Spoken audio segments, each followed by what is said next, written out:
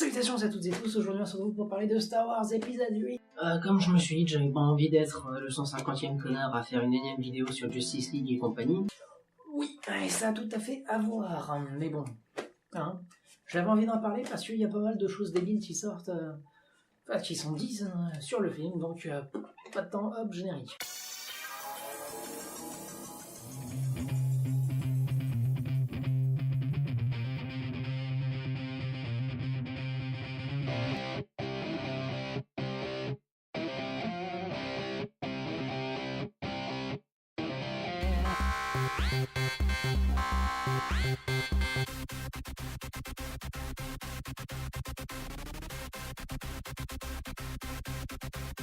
Donc c'est Jean-Michel, contexte, je vais essayer de replacer les choses dans leur contexte. Comment est-ce que moi j'ai vécu le phénomène Star Wars? J'ai donc découvert les films dans l'ordre de leur sortie. J'ai découvert d'abord les épisodes 4, 5, 6, au milieu des années 90, quand j'étais petit. Il m'avait fait ni chaud ni froid, j'avais pas un grand souvenir. J'avais trouvé ça sympa sans plus. Suite à quoi j'ai découvert, pas directement au cinéma, ni complètement en retard à la télé, mais genre on avait Canal à un moment je crois. Donc j'avais découvert La Menace Fantôme, genre en 2000 ou 2001, qui m'avait laissé froid, plus ou moins aussi. Enfin, il y avait des trucs un peu sympas, mais bon, voilà. Pas un souvenir impérissable. Suite à quoi j'ai découvert donc après L'attaque des clones, qui m'avait laissé tout aussi indifférent, si ce n'est que j'avais pas encore conscience d'à quel point la romance était complètement ridicule à praline et méga chiante. Après j'ai découvert, oh mon dieu, un screener, ce qu'on avait à une époque en téléchargement, qui étaient les gens qui filmaient avec leur caméra dans la salle de cinéma. C'était complètement dégueulasse, mais moi ça m'avait fait un effet de dingue. C'était waouh, c'est génial, la course en vaisseau et machin. J'avais trouvé ça énorme. Même si bon, je l'avais revu peu de temps après en des conditions bien meilleures. Mais donc pour moi le 3 était vraiment le plus réussi de tous. Ce qui s'est confirmé après quand je les ai redécouverts pour la création de mon site. Enfin je les avais tous revus entre, mais ma vision n'avait pas tellement changé. Mais avec la création de mon site en décembre 2010, j'avais fait pas mal de critiques de films. Quand on était à Star Wars épisode 7, j'avais déjà écrit peut-être 1500 critiques de films, donc je commençais déjà à avoir un œil plus expert sur la matière, plus de recul peut-être aussi. Du coup, j'avais redécouvert en 2014, enfin si je me suis planté, je vous mets même la date exacte. J'avais donc revu tous les films dans l'ordre chronologique, et pas dans l'ordre de sortie au cinéma, et je les avais découverts en version restaurée pour les anciens. Pour La Menace Fantôme, ça ne passait toujours pas, d'autant que le film était tourné en pellicule, contrairement aux 2 et 3 qui étaient en numérique. Du coup, il a pris pas mal un coup de vieux. Donc déjà que Jar Jar Binks c'est complètement insupportable, je confirme. Que Anakin est nullissime, c'est dingue. Oui, bon, la course de char, oui. Liam Neeson a une classe monumentale, on est d'accord. Dark Maul, maquillage de fou furieux, génial. Non, il y avait des choses vraiment intéressantes dedans. Bon, voilà, sans plus. Le 2, il y avait du plus et il y avait du beaucoup moins. En plus, donc visuellement on passe au numérique, les effets spéciaux sont toujours très beaux aujourd'hui. Il y a des choses intéressantes, comme c'est la première fois que, par exemple, on voit une ville vraiment futuriste. L'immersion est vraiment dingue. Il y a une course-poursuite, il y a plein de choses pas mal. Il y a une planète intégralement composée d'eau, avec la base dessus où il y a les clones, avec des extraterrestres longiligne, avec un design intéressant. Donc là, pour le coup, il y a pas mal de choses très intéressantes. Mais d'un autre côté, il n'y a pas vraiment d'histoire, et puis il y a la romance cul la praline, mon dieu. Et arrêtez là, c'est une pédophile. Tu es un drôle de petit garçon. Et donc après l'épisode 3, qui était vraiment toujours aussi colossal, avec surtout, pas le... Je sais pas si c'est le compte Doku ou quoi, enfin le mecha, avec la tête qui me fait fou dehors, un peu. Et les 4 bras avec un sabre laser dans chaque, c'est énorme. Avec la course avec Iwan McGregor, là, avec le... La bestiole un peu lézard, machin. Oh, c'était vraiment bien. Et puis, ouais, non, franchement, le film donnait beaucoup plus intéressant. La phase d'introduction avec poursuite en vaisseau et tout, c'est nickel. Probablement la meilleure scène de tous les Star Wars. Et puis, Anakin, Hayden Christensen, Elle commence à avoir vraiment du charisme, donc voilà. Pour moi, c'était vraiment un excellent film, Star Wars, La Revanche des Sith. J'ai redécouvert les épisodes 4, 5, 6. Et pour moi, il ne passe toujours pas, malgré la restauration et machin, si vous voulez. Oh la vache, sur côté. J'ai rien contre les effets spéciaux, franchement, je trouve qu'à l'époque, ils étaient fous furieux. Et même aujourd'hui, ça va, le film, il est encore très regardable. Mais pour moi, il y a plusieurs choses qui ne passent pas. Bon, déjà, Mark Hamill n'a aucun charisme, on va pas se mentir. Il ne sert à rien. Un peu comme Van Epenelo dans Final Fantasy XII, sauf que Final Fantasy XII reposait sur des personnages bien plus charismatiques. Je suis désolé, mais Balthier a plus de charisme que Han Solo. C'est dit, mettez vos 15 pouces rouges. Je l'assume. Mais mon gros problème aussi, c'est... Déjà, l'histoire est un peu bidon. C'est l'élu qui va sauver la princesse avec le bad guy et un machin. Et... Non, c'était pas... C'est surtout le scénario, moi, je trouve qu'il a vieilli. Il est bourré de clichés et ça passe mal.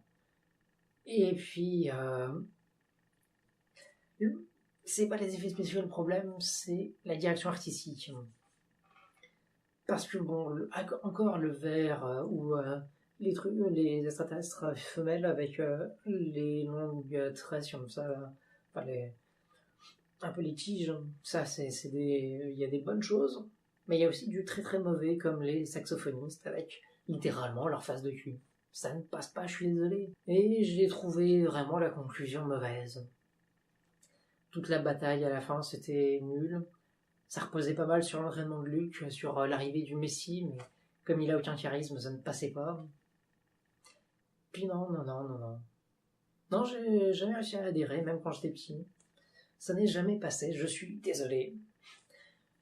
C'est pour ça que le fait que le Réveil de la Force reprenait un peu la continuité du K5-6, en reprenant un peu l'arc narratif et la structure narrative un peu, même si c'est inversé dans le sens où Han Solo et Luke Skywalker s'impliquaient vraiment, mais avaient envie de faire partie de la résistance, même si Han Solo prenait un peu de recul. Là, Finn Rey était carrément étranger à cette histoire et voulait s'en échapper le plus possible. Mais j'ai trouvé que ça marchait beaucoup mieux, que les personnages avaient plus de charisme. Visuellement, J.J. Abrams a fait un travail excellent, même si j'ai trouvé un peu en deçà de Star Trek Into Darkness. Mais visuellement, c'était assez énorme, avec des plans panoramiques très beaux, sur des décors qui faisaient pas complètement bidon, même s'ils ont beaucoup trop abusé d'effets de CGI pour les créatures, c'est dommage. On va donc parler de Star Wars épisode 8, mais je vais pas tellement spoiler, je vais pas tellement vous raconter l'histoire. Tout ce que vous avez à savoir, c'est que ça se structure comme une course-poursuite entre le Nouvel Ordre, pas le Nouvel Ordre, le Premier Ordre et la Résistance, autour de laquelle va s'axer plusieurs histoires, notamment l'entraînement de Rey, même si Luke Skywalker va être plutôt réticent au début, étant donné que, comme on le savait, c'était lui le maître de Ben Solo, devenu Kylo Ren, et il a raté son entraînement, il n'a pas il n'a pas su le remettre dans le droit chemin à temps, et il a basculé du côté obscur. Donc le film, moi je l'ai trouvé très très réussi. Déjà parce que le fait que ce soit une course-poursuite comme ça tout le film, on a l'impression qu'il se passe pas grand-chose, alors qu'en fait énormément de choses gravitent autour. Je trouvais ça assez intéressant comme forme. Ce que je trouvais très intéressant aussi, c'est pas forcément les histoires en elles-mêmes, mais plutôt leur développement. Parce que ça ne repose pas sur le principe de enjeu réussite, mais enjeu intention. L'objectif n'est pas forcément atteint, mais ce qui est important, c'est d'y mettre l'intention initiale. Et je trouve que c'est quelque chose d'intéressant et que ça casse un peu certains codes établis et que ça permet de mieux nous surprendre. Après, le film s'améliore beaucoup sur 2 points, je trouve. C'est en termes de direction artistique et en termes d'ambiance. Alors l'ambiance reste toujours dans l'ambiance Star Wars, il n'y a pas de souci. Mais il y a quelques nouveaux apports bienvenus, notamment de l'humour. Mais pas de l'humour complètement gratuit ou malvenu, c'est quelque chose d'assez harmonieux. Et on a des passages très intéressants, notamment du troll pur et dur. On a un moment Rey qui essaye de sentir la force, Et il y a Luke qui s'amuse avec une brindille, et elle fait « Ah oui, je sens la force !» Et à un moment, Poe, incarné par Oscar Isaac, qui n'avait pas eu l'ampleur qu'il méritait dans Star Wars épisode 7, pour mieux aussi nous surprendre de par son retour, même si on pouvait un peu s'y attendre, parce qu'un personnage comme ça qui disparaît aussi vite, c'était n'importe quoi. Il a enfin le droit à son vrai passage. Et à un moment, il se interpose entre la flotte tout entière, du Nouvel Ordre, et il fait un peu le coup de... il appelle à l'interphone. Du coup, ça fait un peu genre mission suicide, mais en fait, pas du tout. C'est juste qu'il essaye de gagner du temps, donc en fait, il fait oui, je voudrais parler au commandant Hux, enfin Hux, juste pour l'énerver, au lieu de Hux, il dit Hux. Et donc, il y a le commandant Hux, Domhnall Gleeson, qui fait son grand vilain nazi. Oui, nous n'allons pas négocier, nous allons vous écraser, machin. Puis il fait oui, bonjour, je voudrais parler au commandant Hux, s'il vous plaît. Oh oui, c'est moi, nous allons vous réduire à néant, vous n'avez aucune chance. Le commandant Hux, s'il vous plaît, j'attends, pas de souci. Mais il ne m'entend pas. Du troll dans Star Wars. Non, c'est vraiment excellent. Et au niveau de la direction artistique, il y a plusieurs points intéressants que je voudrais évoquer. Une planète qui permet d'aborder plusieurs thèmes sur la vision qu'on peut avoir des choses. Qu'il ne faut jamais oublier qu'il y a toujours deux points de vue sur un même événement. Et donc c'est une planète, ou un peu une planète casino géante, où toutes les dérives du monde et de la richesse sont accumulées à cet endroit-là.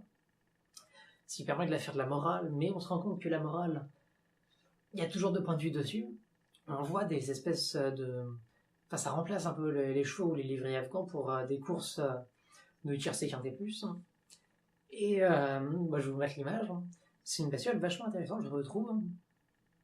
Vachement grande et tout. Enfin, ça fait un peu un mélange de cheval et de chat. Et je trouve que le résultat est très réussi. On a aussi une bestiole sur une planète qu'on croit que c'est de la neige. Et donc on croit que la bestiole elle est un peu enneigée, c'est un peu du givre. En fait, tout ça c'est des cristaux de sel. Et c'est sur la surface. Et en dessous, c'est tout un monde de minéraux rouges, des cristaux rouges. Du coup, si on gratte un peu le sol, comme sur l'affiche du film, eh bien ça fait élever des poussières rouges. Et ça donne quelque chose de très intéressant pour le dernier axe. Donc du coup, pour moi, le film est dans la continuité, il n'y a pas de souci, ça détonne pas, c'est pas un grand choc, mon Dieu, horreur. Non, ça reste dans la continuité, mais ça se permet des choses pas mal osées en termes de narration.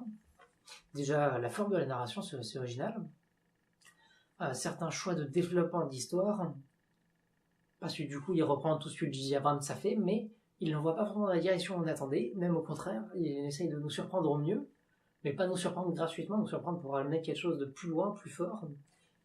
Et donc amélioration en termes d'ambiance, avec de l'humour très réussi, des choses assez nouvelles en termes de direction artistique, et ça fait du bien. Et le film, ce qui est nouveau aussi, n'est pas un simple épisode de transition, il se suffit à lui-même, il a un début, un milieu, une fin. Ça se termine pas en happening, c'est le film se boucle sa propre histoire, ce qui permet de relancer totalement pour l'épisode 9, où c'est pas to be continued, c'est on a fini un chapitre, et qu'est-ce que va être le prochain chapitre, on n'a strictement aucune idée. On n'a même pas les pistes, on a vraiment toutes les portes ouvertes, et ça c'est pas mal. Donc voilà, pour conclure, pour moi, Star Wars épisode 8 est tout simplement le meilleur des Star Wars. Voilà. Donc je lui mets 4 étoiles, et je vous encourage largement à aller le voir. Continuez de vous cultiver, et voir des films. Vous pouvez continuer à me suivre sur Facebook, Twitter, Instagram, Snapchat, mon site internet, où j'ai dépassé les 2150 critiques de films. Et salutations les gens!